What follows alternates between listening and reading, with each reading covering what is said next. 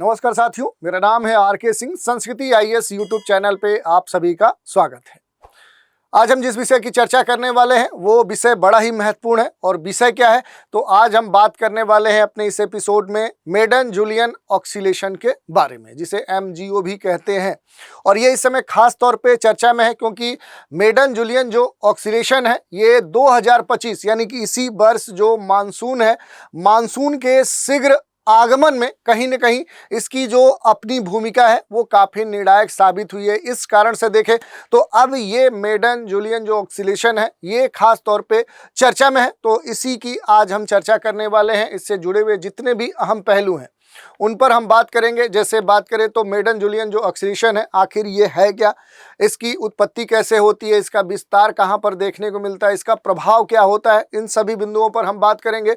खास तौर पे भारत पर जो मेडन जूलियन ऑक्सीलेशन है इसका क्या प्रभाव और क्या प्रभाव कैसे नहीं पड़ता है, कैसे पड़ता है, वो क्यों महत्वपूर्ण है, इस विषय पर हम चर्चा करेंगे। इसके अलावा 2025 में खास तौर पे इसके योगदान के बारे में हम बात करेंगे। चरण दर चरण इसके विश्लेषण को देखेंगे और उसके बाद इसकी जो तुलना है वो पिछली कुछ घटनाओं से भी हम करने का प्रयास करेंगे। इसके वैज्ञानिक और नीतिगत जो महत्व है उन पर हम चर्चा करेंगे और फिर देखेंगे कि जो मेडन जूलियन ऑक्सीलेशन है और जो अल नीनो है इनका कहीं ना कहीं एक तुलनात्मक जो प्रभाव भारत के मानसून पर पड़ता है उसका भी अध्ययन करने का हम प्रयास करेंगे। और सबसे अंत में इस पर आधारित एक प्रश्न की भी चर्चा कर लेंगे। तो चलिए पूरे एपिसोड की हम चर्चा करते हैं और देखेंगे कि मेडन जूलियन ऑक्सीलेशन क्यों चर्चा में है।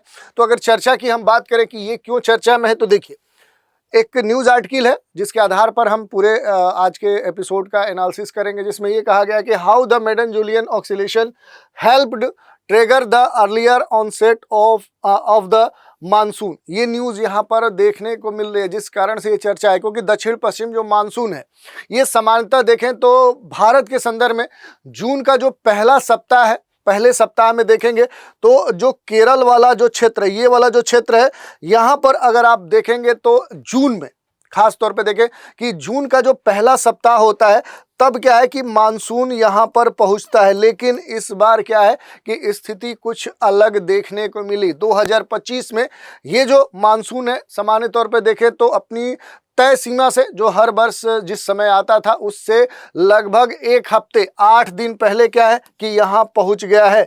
तो इस कारण से देखें तो अब ये जो एक तरह से इसमें मानसून जो जल्दी आया है, इस अब जल्दी आने के पीछे कारण क्या है।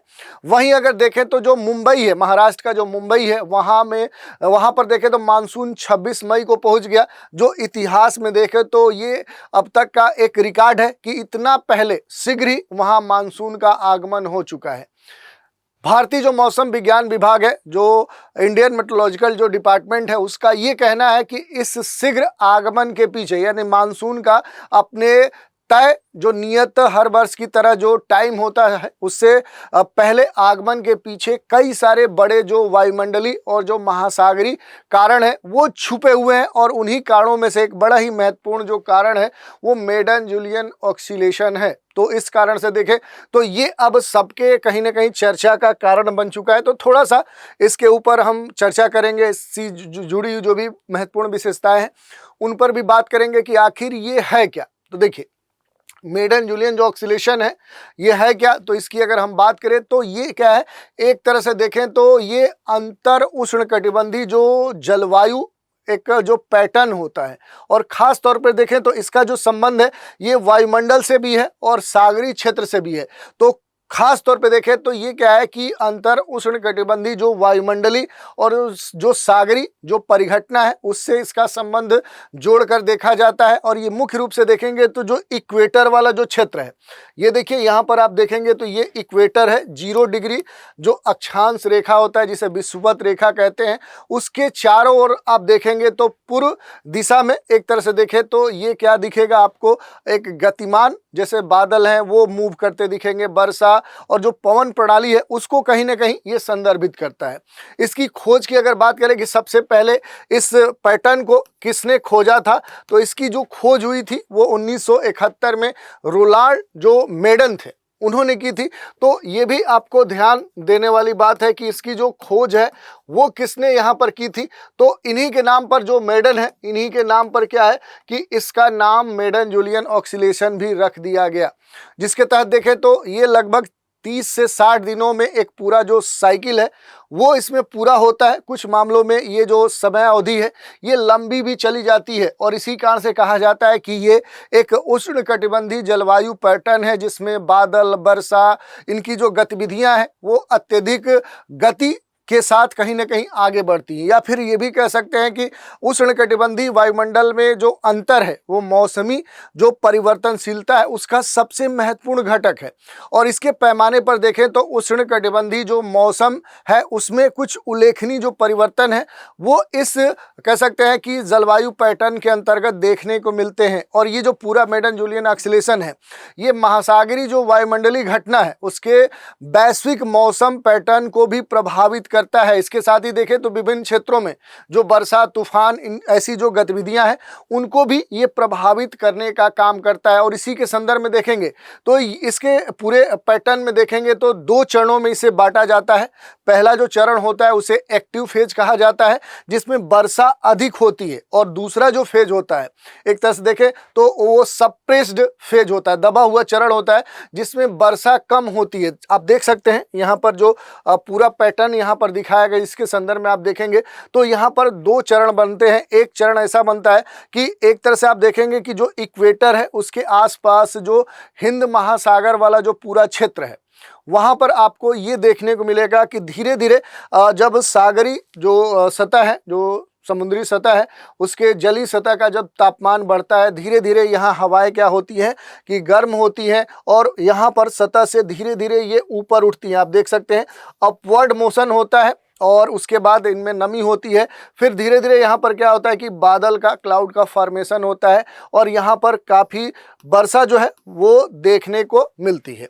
इसके बाद जब ऊपर देखते हैं कि बहुत सारे जो हवाएं हैं जो इस तरह की जो इकट्ठा हो रही हैं, उनके बाद इनका अपसरण होता है और धीरे धीरे ये दोनों दिशाओं में फैलती हैं। उसके बाद फिर हवाएं, प्रक्रिया वही होती है, फिर ये बैठती है, डाउनवर्ड मोशन होता है। यहाँ पर क्या होता है कि जो एयर है वो क्या होती है, वो शुष्क होती है और इसी कारण से क्या है कि यहाँ पर वर्षा नहीं देखने को मिलती। यहाँ पर सनी और ड्राई रीजन होता है। यहाँ पर अगर आप देखेंगे तो स्टॉर्मी और वेट जो क्षेत्र है वो देखने को मिलता है। तो इस कारण से देखें तो ये एक बड़ा ही महत्वपूर्ण परिघटना है। और कभी कभी आप देखेंगे तो यहाँ पर जो इंडियन ओशियन जो क्षेत्र है, इंडियन ओशियन क्षेत्र से ये स्टार्ट होता है और पश्चिम से पूरब की तरफ इसका जो डायरेक्शन है वो आपको देखने को मिलता है, इसका जो दिशा होता है। और इसका जो विस्तार है, अगर विस्तार की बात करें तो यहाँ पर इंडियन ओशियन से लेकर इधर आप देखेंगे तो जो पैसिफिक ओशियन है, पैसिफिक ओशियन का जो वेस्टर्न कह सकते हैं कि जो पैसिफिक ओशियन क्षेत्र है वहाँ तक इसका विस्तार देखने को मिलता है। लेकिन कभी कभी परिस्थितियाँ इतनी व्यापक हो जाती हैं कि इसका जो विस्तार है इधर अटलांटिक ओशियन तक भी पहुँच जाता है। तो ये भी आपको ध्यान देने वाली बात है। भारत पर देखें तो मेडन जूलियन ऑक्सीलेशन का जो प्रभाव है वो काफ़ी महत्वपूर्ण होता है, क्योंकि भारत उष्णकटिबंधीय क्षेत्र में अवस्थित एक बड़ा ही महत्वपूर्ण देश है और खास तौर पे यहाँ पर इसके प्रभाव स्पष्ट तौर पे देखने को मिलते हैं। जैसे मेडन जूलियन ऑक्सीलेशन की जो गतिविधि है ये मानसूनी जो प्रवाह है उसको क्या कर देता है, या तो बहुत तेज कर देता है या फिर कमजोर कर देता है। जब सक्रिय कह सकते हैं कि मेडन जूलियन ऑक्सीलेशन का जो प्रभाव होता है तो क्या देखने को मिलता है, अगर इसके बारे में हम देखेंगे तो जो बंगाल की जो खाड़ी है, बंगाल की खाड़ी में अगर आएंगे तो देखिए पहला जो हमने चरण बताया था कि जब एक्टिव जो फेज होता है, अगर एक्टिव फेज की हम बात करें तो एक्टिव फेज में आप देखेंगे कि यहाँ पर जो इंडियन, अगर थोड़ा सा मैप को और क्लियर करें तो देखिए यहाँ पर अगर हम बात करें कि जो हम बात करें कि इंडियन ओशियन वाले क्षेत्र में, तो यहाँ पर जब मेडन जूलियन ऑक्सीलेशन की जो हम बात करें ये जब एक्टिव फेज में होता है तो क्या करता है कि जो बंगाल की खाड़ी है, बंगाल की खाड़ी और अरब जो सागर है दोनों में जो नमी है, इधर अरब सागर की स्थिति है और इधर आप देखेंगे तो बे ऑफ बंगाल है, बंगाल की जो खाड़ी है, तो दोनों क्षेत्र में अगर आप देखेंगे तो ये कहा जाता है कि जब ये एक्टिव फेज में रहता है, कौन, तो एमजीओ मेडन जूलियन ऑक्सीलेशन, तो दोनों स्थिति में क्या है कि ये दो बड़े जलीय क्षेत्र हैं, यहाँ पर जो नमी है, जो नमी है उस नमी में क्या देखने को मिलता है, अस्थिरता उसकी देखने को मिलती है और अस्थिरता बढ़ी हुई देखने को मिलती है। यही नहीं, कम दबाव वाली प्रणाली विकसित होती है, लो प्रेशर का जो पूरा सिस्टम है वो डेवलप होता है। और जो मानसून है, मानसून का उत्तर पश्चिम का जो प्रवाह है वो काफ़ी तेज देखने को मिलता है और यही स्थिति कहीं ना कहीं इसे काफ़ी प्रभावित करती है। तो इसको भी आप खास तौर पे देख सकते हैं क्यों महत्वपूर्ण है। तो महत्वपूर्ण इसी कारण से है कि भारत जो है ये एक कह सकते हैं कि उष्णकटिबंधीय क्षेत्र में अवस्थित एक देश है और यहाँ पर ये जो जलवायु का एक खास पैटर्न है, जो एक तरह से देखें तो वायुमंडलीय सागरी पैटर्न के तौर पे जाना जाता है, तो इसका प्रभाव भारत में देखने को मिलता है। और जब भी एक्टिव फेज होता है तो बंगाल की खाड़ी और जो अरब सागर है, यहाँ पर जो नमी है और जो अस्थिरता है उसको ये क्या कर देता है, ये काफ़ी बढ़ा देता है। कम दबाव प्रणाली जो लो प्रेशर है उसकी कह सकते हैं कि सिस्टम को डेवलप करता है। मानसून का उत्तर पश्चिम की ओर क्या होता है, प्रवाह देखने को मिलता है। तो ये हमने देख लिया। 2025 में अगर मेडन जूलियन जो ऑक्सीलेशन है इसके कंट्रीब्यूशन की बात करें और इसको स्टेज बाय स्टेज हम देखते हैं तो पहले चरण में क्या देखने को मिला कि पूर्व जो अनुमान है और जो अवस्थिति है, जैसे बोला जाता है कि 22 मई 2025 के आसपास क्या हुआ कि जो मेडन जूलियन ऑक्सीलेशन है ये क्या हुआ, हिंद महासागर में एक्टिव हो गया। ये वाला जो पूरा क्षेत्र है इसमें ये कहा गया कि जो ये वाला पूरा इंडियन ओशियन का क्षेत्र है इसमें क्या हुआ कि 22 मई के आसपास ये एमजीओ जो है ये एक्टिव हो गया, सक्रिय हो गया। और ये आईएमडी के अनुसार देखें तो फेज 4 में था, जिसका जो आयाम था वो यहाँ पर दर्शाया गया है और अत्यंत सक्रिय अवस्था इसकी मानी गई। यही इसके दूसरे स्टेज की अगर हम बात करें तो दूसरे स्टेज में ये सक्रिय अवस्था ने निम्न दाब जो प्रणाली है, लो प्रेशर जो बेल्ट है उसको जन्म दिया, जिससे हवाओं का जो प्रवाह है, जो नमी है वो शिफ्ट हुई और इसने मानसून की जो प्रणाली है, बंगाल की जो खाड़ी है और दक्षिणी जो प्रायद्वीप है उसकी तरफ खींचना शुरू कर दिया। और इसके अगले स्टेज में जो परिणाम हुआ कि 24 मई को केरल के मानसून में कहीं देखें तो केरल के जो केरल है वहां पर मानसून ने दस्तक दे दी और 26 मई को मुंबई के मानसून का जो आगमन है वो हो गया। और ये अब तक का एक रिकॉर्ड है कि इतना पहले मुंबई में कभी भी मानसून नहीं आया था। अगर हम थोड़ा सा कंपैरिजन करें जो पिछली घटनाएं हैं उनसे क्या सीखा, तो 2015 में जो मेडन जूलियन ऑक्सीलेशन है ये एक्टिव इसका जो चरण था, इसे लगातार 20 दिन तक अच्छी वर्षा क्या की थी, प्रदान की थी। तो ये महत्वपूर्ण बात है। जैसा कि पहले हमने बताया कि जब भी स्थिति ऐसी होती है कि अगर अल नीनो की हम बात करते हैं, अगर अल नीनो है और अल नीनो के साथ अगर मेडन जूलियन ऑक्सीलेशन की हम बात करते हैं तो ये क्या होते हैं कि इस समय क्या है कि एक तरह से स्थिति जो देखने को मिलती है उसी को यहाँ पर दर्शाया गया है कि इस तरह 2025 में भी जो अल नीनो है इसकी जो उपस्थिति है उसकी बावजूद जो एमजीओ है इसने मानसून को एक्टिव और तीव्र बना दिया है। और ये यही शो कर रहा है कि एमजीओ कभी कभी अल नीनो के प्रतिकूल प्रभाव को भी क्या कर देता है, संतुलित कर देता है। जो कि सामान्य तौर पर देखें कि जब अल नीनो है और उस समय अगर एमजीओ का प्रभाव होता है तो इस समय सामान्य तौर पर जो स्थिति होती है वो इस स्थिति के ठीक प्रतिकूल होती है। खास तौर पे देखें तो सूखा की स्थिति होती है, लेकिन इसके विपरीत इस वर्ष स्थिति देखने को मिलती है। और जब यहीं पर लानीना का प्रभाव होता है और लानीना के साथ अगर आप देखेंगे एमजीओ एक्टिव होता है तो फिर क्या होता है कि काफ़ी वर्षा की स्थिति देखने को मिलती है। यहाँ पर ध्यान देने वाली बात है कि जो ENSO है वो मानसून की कहीं ना कहीं सामान्य दिशा को दर्शाता है, जबकि जो एमजीओ है ये डेली या वीकली या मंथली स्तर पे कहीं ना कहीं उसकी दिशा को दर्शाता है। तो ये महत्वपूर्ण बात हमने चर्चा कर ली। इसके अलावा देखें जो वैज्ञानिक और नीतिगत इसके महत्व हैं उन पर थोड़ा सा अगर हम बात करें कि इसके क्या पहलू हैं, क्या महत्व है, तो देखिए मौसमी जो पूर्वानुमान है उस संदर्भ में देखें तो जो मेडन जूलियन ऑक्सीलेशन है इसकी जो निगरानी है, इससे सटीक जो मानसून है उसका जो पूर्वानुमान है वो किया जा सकता है। एग्रीकल्चर के सेक्टर के संदर्भ में देखें तो शीघ्र मानसून से जो बुआई चक्र है वो जल्दी शुरू हो सकती है। आपदा जो प्रबंधन है उसका कहीं ना कहीं इस तेज बारिश या चक्रवात की जो चेतावनी है वो पहले दी जा सकती है, जिससे क्या है कि इस तरह के जो प्राकृतिक आपदाएं हैं उनसे बचाव किया जा सकता है। यही नहीं, जो ग्लोबल स्तर पे जो भी जलवायु का है उसका पैटर्न का अध्ययन किया जाता है, जैसे एमजीओ को अल नीनो और अन्य घटनाओं से जोड़कर वैश्विक एक मॉडल का कहीं ना कहीं विकसित करते हुए इसका स्टडी किया जा सकता है। इसके कई सारे जो रिजल्ट हैं वो हमारे लिए लाभदायी हो सकते हैं। इसके अलावा देखिए एक दो चीज़ें और हैं उन पर हम बात कर लेते हैं।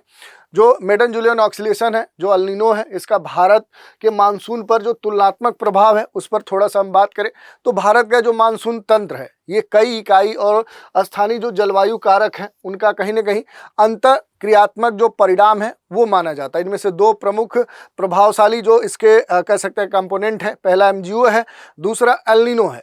दोनों ही घटनाएं क्या करती हैं कि उष्णकटिबंधीय जो महासागरीय क्षेत्र है उस महासागरीय क्षेत्र पर ये जनरेट होती हैं और मानसून की कहीं ना कहीं जो समय सीमा है, उसकी जो तीव्रता है, उसका जो डिस्ट्रीब्यूशन है, उसकी जो गहराई है, उसे ये प्रभावित करती हैं। किंतु दोनों का जो स्वभाव है और जो प्रकृति है उसमें एक बड़ा अंतर देखने को मिलता है। अगर मूलभूत अंतर की हम बात कर लेते हैं, ये भी आपके लिए महत्वपूर्ण है। अगर मेडन जूलियन ऑक्सीलेशन की बात करें और यहाँ पर जो अल नीनो की बात करते हैं, इनका जो प्रकार है, जैसे देखें एमजीओ क्या है, एक short term intra seasonal oscillation है, जबकि वहीं अल नीनो क्या है, ये inter annual large scale oceanic event है। तो दोनों में अंतर आप समझ चुके हैं। दूसरी बात करें कि अगर स्थान की बात करें तो जो एमजीओ जनरेट होता है समान तौर पे आप देखेंगे तो विषुवत रेखी भूमध्य रेखी जो हिंद महासागर क्षेत्र है और उससे कहाँ तक पहुँचता है तो वेस्टर्न जो पैसिफिक ओशियन है वहाँ तक इसका विस्तार होता है। ये अलग बात है कि जब बहुत व्यापक स्तर पे होता है तो इसका विस्तार अटलांटिक ओशियन तक भी पहुंच जाता है। दूसरी बात करें अल नीनो की तो अल नीनो जो है ये मध्य और पूर्वी प्रशांत महासागर में जनरेट होता है। क्षेत्र की बात करें और समय अवधि की अगर हम बात करते हैं तो 30 से लेकर 60 दिन, कभी कभी ये 90 दिन तक ये इसकी अवधि होती है। तो ये एक आवधिक कह सकते हैं कि जलवायु पैटर्न है, तो ये खास तौर पे ध्यान देने वाली बात है। जबकि वहीं अगर अल नीनो के समय अवधि की बात करें तो ये 9 महीने से लेकर 2 वर्ष तक भी चल सकता है। इसके अलावा अगर गति की बात करें तो इसकी जो दिशा होती है वो पूर्व की ओर होती है, यानी कि पश्चिम से इसका जो डायरेक्शन होता है वेस्ट से ईस्ट होता है। और इसका क्या होता है कि ये स्टैटिक होता है, एक ही स्थान पे प्रभावी रूप से बना रहता है। चरणों की बात करें तो इसमें 2 स्टेज होते हैं। सक्रिय चरण होता है जो कि वर्षा करने में सहायक होता है, और दूसरा क्या होता है सरप्रेस्ड यानी कि दबा हुआ चरण होता है जो कि वर्षा के लिए कहीं ना कहीं विपरीत परिस्थिति उत्पन्न करता है। जबकि अल नीनो की बात करें तो ये केवल वार्षिक या द्विवार्षिक एक तरह से इम्पैक्ट के तौर पे जाना जाता है। भारत के मानसून के ऊपर जो प्रभाव पड़ने वाले हैं उसकी अगर बात करें, जैसे मेडन जूलियन ऑक्सीलेशन की बात करें पहले, तो देखिए इसका जब एक्टिव फेज होता है, जब क्या होता है कि ये इंडियन ओशियन वाले क्षेत्र में धीरे धीरे क्या होता है कि जो हवाएं हैं क्या होती है ऊपर उठती हैं, बादल बनता है, वर्षा होती है। तो वो वाला जो फेज है जिसके बारे में हमने मैप पे देखा था कि इसके 2 फेज बताए गए हैं। तो पहले फेज में एक्टिव फेज में क्या है कि बंगाल की जो खाड़ी है, अरब सागर है, यहाँ पर लो प्रेशर बेल्ट बनता है, मानसूनी हवाएं तेज होती हैं और इस कारण से देखें तो बादल बनते हैं, वर्षा होती है। विशेष करके मानसून के प्रारंभ में ये स्थिति देखने को मिलती है। वहीं दबे हुए चरण में, दूसरे चरण में देखें तो वर्षा की कमी के कारण एक तरह से देखें तो जो हवा है वो नीचे उतरती है और एक तरह से क्या होती है वो ड्राई होती है, सूखी होती है, और इस कारण से वर्षा के लिए प्रतिकूल स्थिति देखने को मिलती है। और कृषि क्षेत्र को कहीं ना कहीं इससे कोई खास देखें तो इसका सकारात्मक जो प्रभाव है वो देखने को नहीं मिलता है। जो मेडन जूलियन ऑक्सीलेशन है ये मानसून को क्या करता है, सक्रिय या कमजोर करने में एक महत्वपूर्ण सहायक भूमिका करता है, लेकिन इसका जो प्रभाव है वो अस्थायी और पुनरावृत्त वाला होता है। एक मौसम में देखें तो कई बार जो मेडन जूलियन ऑक्सीलेशन है इसके जो घटनाएं हैं, जो इवेंट है वो देखने को मिल सकते हैं। वहीं थोड़ा सा अगर अल नीनो के बारे में हम देख लेते हैं। अल नीनो क्या है, प्रशांत महासागर का जो तापमान होता है वो जो टेम्परेचर है वो बढ़ा देता है। यहाँ पर जो वाकर सेल बनता है, वाकर जो सर्कुलेशन है वो बाधित होता है, और भारतीय उपमहाद्वीप में जो वर्षा है उसे ये कम कर देता है। मानसून में देरी का कारण बनता है। कमजोर जो प्रवाह है और सूखे की जो आशंका है उसे कहीं ना कहीं ये जनरेट करता है, और इस कारण से देखें तो जो सांख्यिकी प्रभाव है वो भी देखने को मिलता है। पिछले 100 वर्षों में देखें तो 60% अल नीनो क्या है, वर्षों में भारत में कम वर्षा ही देखने को मिली है, सूखा की स्थिति देखने को मिली है। तो ये आपको देखने वाली बात है कि जहाँ एमजीओ में समान तौर पर क्या है कि वर्षा की स्थिति उसके सक्रिय चरण में देखने को मिलती है, और जो उसका दबा हुआ चरण है वो वर्षा के लिए कहीं ना कहीं प्रतिकूल स्थिति देखने को मिलती है। लेकिन समान तौर पर जो अल नीनो है ये कहीं ना कहीं देखें तो तो इसी के संदर्भ में वर्षा से जुड़े हुए जो भी महत्वपूर्ण कारण है उस स्थितियों में देखें तो लगभग 60% स्थितियों में, यानी आधे से अधिक जो कह सकते हैं कि प्रतिशत मात्रा है उसमें सूखे का ये कारण बना है। तो ये हमने देख लिया। अल नीनो और ला नीना में जो अंतर है वो भी आप देख सकते हैं। जैसे ईएनएसओ चक्र के 2 चरण होते हैं। अल नीनो साउदर्न जो ऑक्सीलेशन है जिसे ईएनएसओ बोलते हैं, ये जो साइक्लिक होता है इसके 2 चरण माने जाते हैं। प्रशांत महासागर में जो समुद्र है उसकी सतह के तापमान में उतार चढ़ाव से ये दोनों प्रक्रियाएं जुड़ी हुई हैं। अल नीनो जो है वो महासागर के गर्म होने और ला नीना क्या है, महासागर के ठंडा होने के रूप में जानी जाती है। अल नीनो की बात करें तो ये भूमध्य सागरीय जो प्रशांत क्षेत्र है उसमें जो भी सागर है, जो समुद्र है, उसके सतह का जो तापमान है उसे असामान्य रूप से और बढ़ा देती है। इस दौरान पूर्वी जो हवाएं होती है वो सामान्य से कमजोर हो जाती हैं और ये आमतौर पे देखेंगे तो सामान्य तौर पे क्या है कि 3 से 5 सालों के बीच में ये 3 से 5 सालों के बीच में यह एक अंतराल होता है, आते रहती है।